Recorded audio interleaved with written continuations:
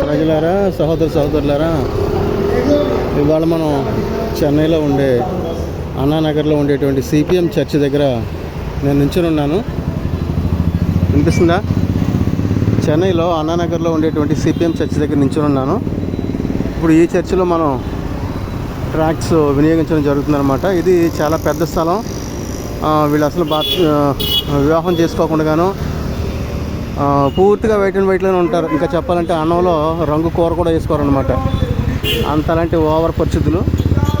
వీళ్ళ దగ్గర ఇక తమిళ ట్రాక్స్ వినియోగించాలని చెప్పేసి తీర్మానించుకున్నాను.